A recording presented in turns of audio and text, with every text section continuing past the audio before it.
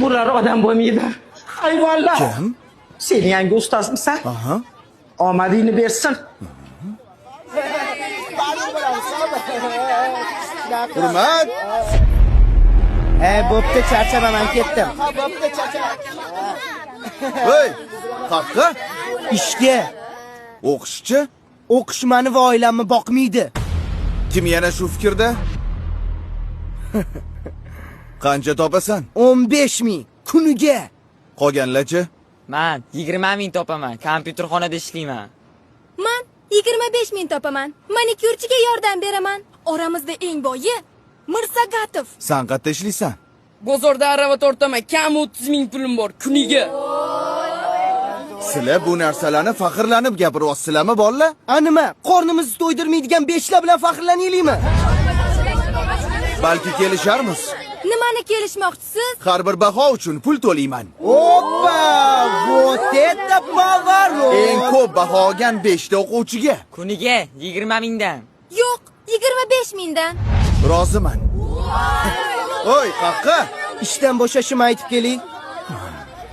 Narziqulov doimgidek ikki. Balki oldin tekshirib ko'rarsiz. Voy.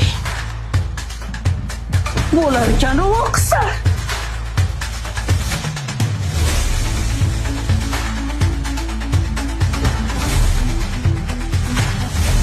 Bizga pul kerak emas. Biz o'qishni tanlaymiz.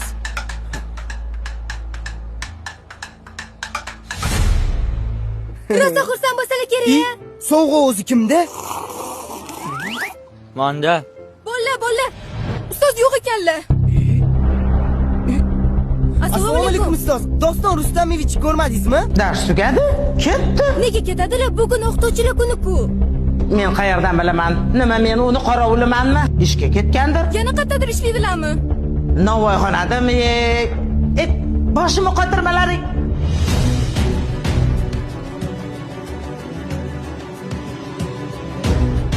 Ustoz, Iya? Kelinglar bolalar, non beraymi? O'zingizni pulingiz yo'q ekan-ku. Nimaga bizga pul bermoqchi bo'ldingiz? o'zingizni bolalaringiz bo'lib turib, nimaga begona bolalarni o'yladingiz? Shunaqa qiyin ekan. Nima qilasiz bu kasbni tanlab? Ustozlik kasb emas, bolalarim. Ustozlik bu hayot yo'li. Siz endi ishga chiqa olmaysiz. Sizni boshqa joyda kutishyapti. Qatta? Umrada.